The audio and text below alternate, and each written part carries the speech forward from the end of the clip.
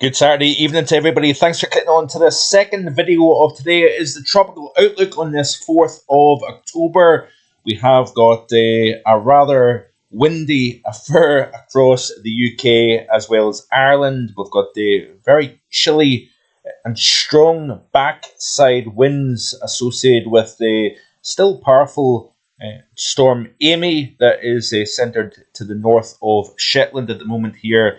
But we do have a lot going on at the moment here. The Atlantic may be slightly quieter compared to recent times. You can see here this off-earth-no-school.net showing the fronts associated with the various systems incorporating the subtropical Atlantic at the moment here. And we are beginning to start to see this transition of the season from summer more towards deeper autumn and hurtling quickly towards the winter season here. When you start to see frontal systems penetrate the subtropics, you know that we're getting to that time of the year.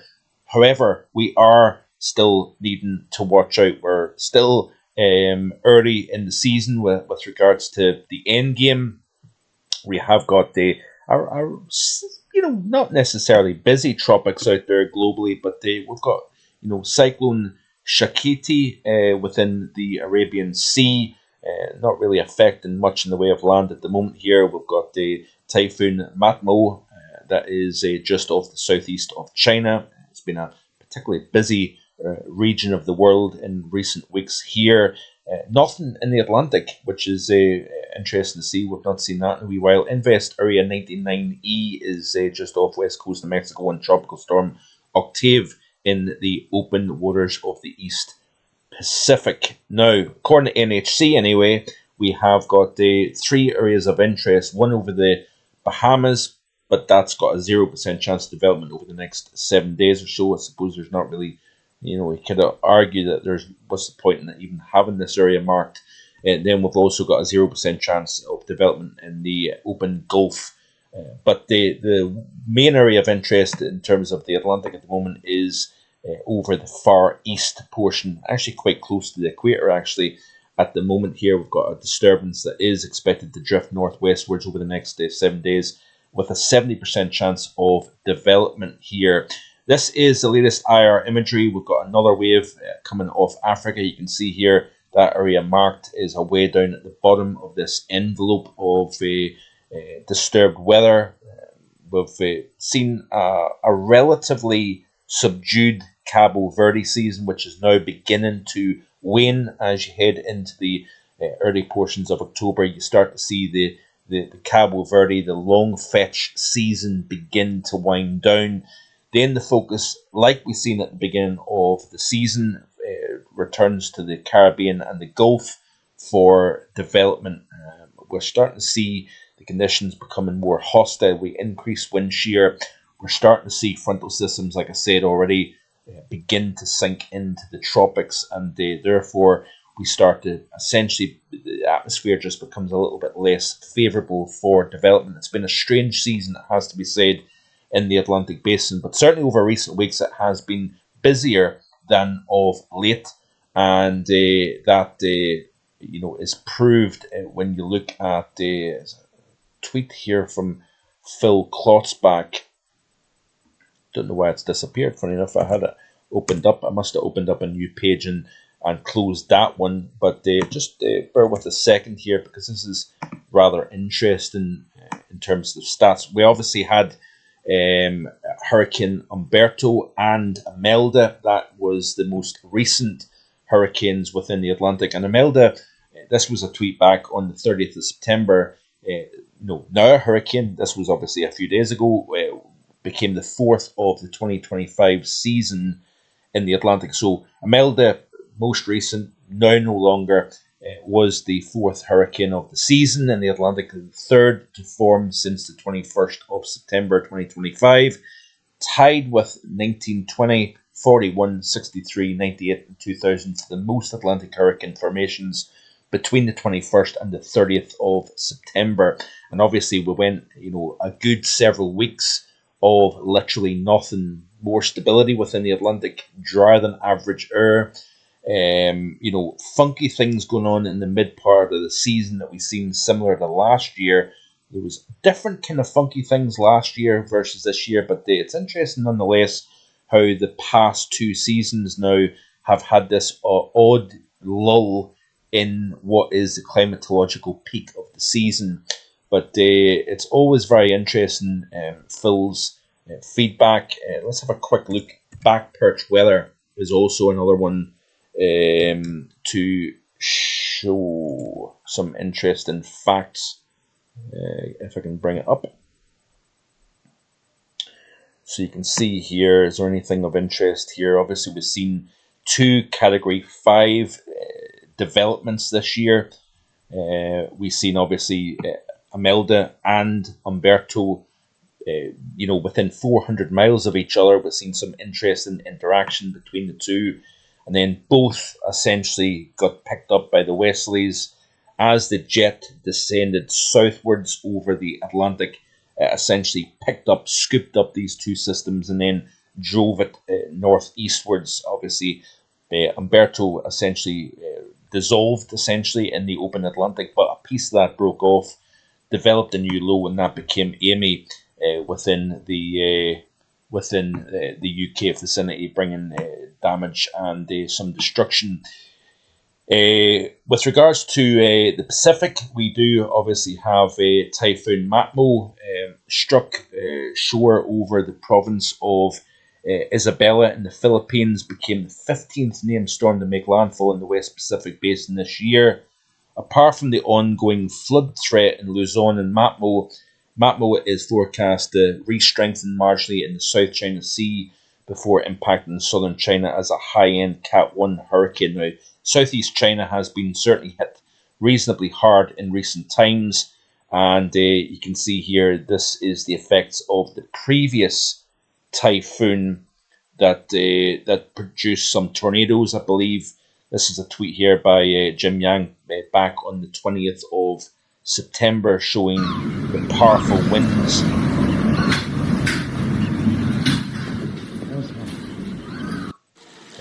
And you can see here as well, some houses collapsed due to tornadoes that were spawned from that system. You can see here, this was Typhoon Bualoy, I think it is, that produced these tornadoes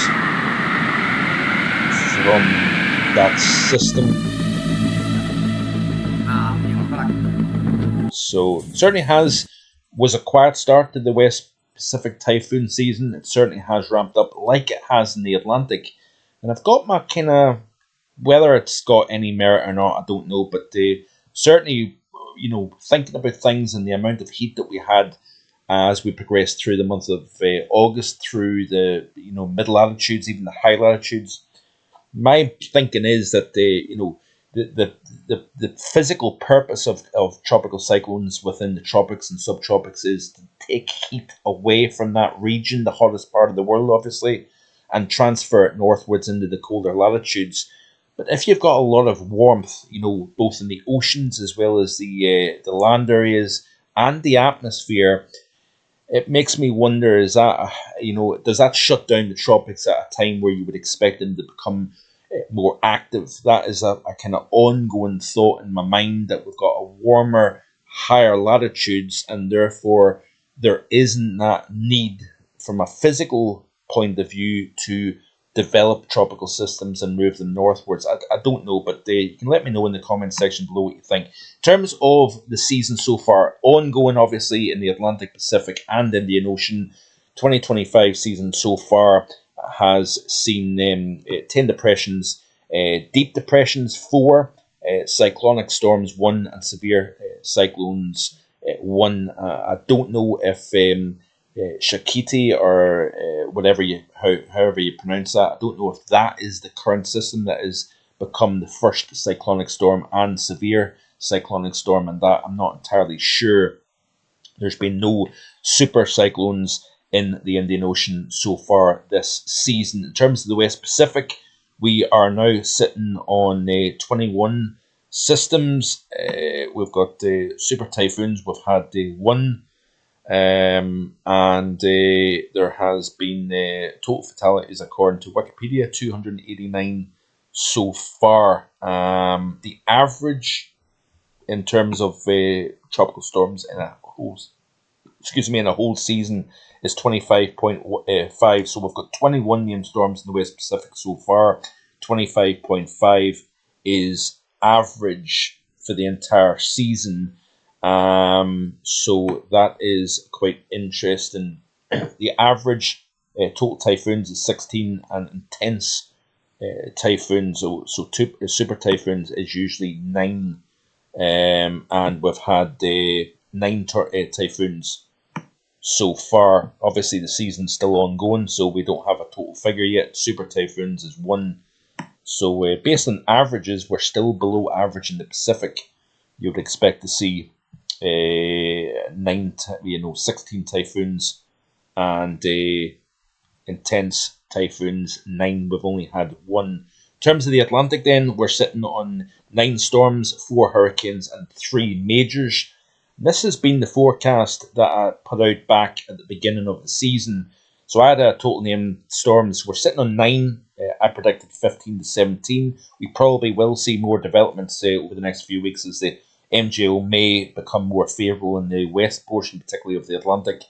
We'll look at the forecast in just a second. Hurricanes 6 to 8, and majors 3 to 5. So we'll essentially reach the major forecast of 3. So 3 to 5, we'll probably see more majors. I wouldn't be surprised anyway, given how warm the waters are in the Caribbean and the Gulf, and with a potential development of a Central American gyre. You see that early in the season, and you see it in the autumn season as well. We may see a couple of spin-offs, and with the conditions becoming more favourable in the Caribbean and the Gulf as we progress through this month. Less so in the Atlantic main development region, but in the Caribbean and the Gulf, we are going to see conditions becoming more favourable. From an atmospheric point of view, we'll see this large envelope of low pressure over the Central America region that spins off, quite often can spin off systems. Now, if we play through this off the GFS, we've got that system over the East Pacific, just west of Mexico. We've got the remnants of Imelda now off the charts.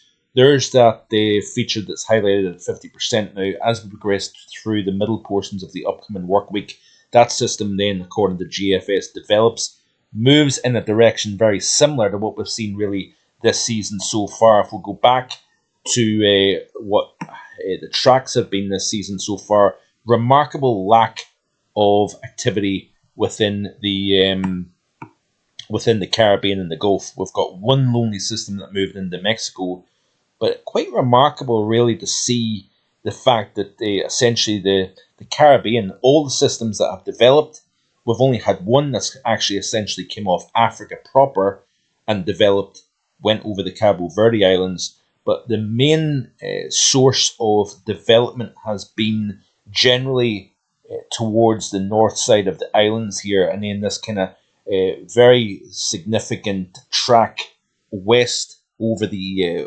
open Atlantic. Again, the United States have been very fortunate in terms of spurred the worst of any system landfall. We've seen fringe effects that have taken homes out into the homes have collapsed into the Atlantic on the Outer Banks of North Carolina, for example. But generally speaking, this has been it has been an odd season, it has to be said. But look at the congregation of tracks over the west portion of the Atlantic. We've had a stronger than normal Azores high.